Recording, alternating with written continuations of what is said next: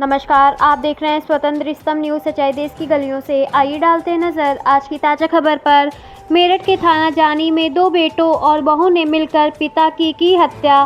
घटना सिसोला की है। जमीन की लालच में आकर पिता गुलफाम को कोल्ड ड्रिंक में नशीला पदार्थ मिलाकर बेहोश कर गला घोटा। पुलिस ने पुत्र अरसलान फरदीन, बहू शहजादी को किया गिरफ्तार। मेरठ से संवाददाता नितिन चौहान की रिपोर्ट, स्वतंत्र स्तंभ न्यूज़।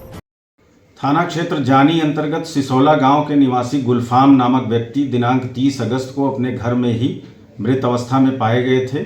उनके शव का पंचायतनामा और पोस्टमार्टम की कार्यवाही कराई गई। पोस्टमार्टम रिपोर्ट में उनके शरीर पे कुछ इंजरी और उनकी गर्दन पे बल प्रयोग वाया लिगेचर आया था। प्रकरण में परिजनों द्वारा दी गई तहरीर के आधार पर हत्या का मुकदमा थाना जानी पे दर्ज किया गया और आज इस घटना का सफल अनावरण करते हुए इस घटना को कारित करने वाले मृतक गुलफाम की पहली पत्नी के दो बेटे फरदीन और अरसलान तथा अरसलान की पत्नी शहजादी को गिरफ्तार करके न्यायिक अभिरक्षा में भेजा गया है। और इस घटना में मृतक का गला घोंटने के लिए जो रस्सी इस्तेमाल की गई थी उसे भी बरामद किया गया है।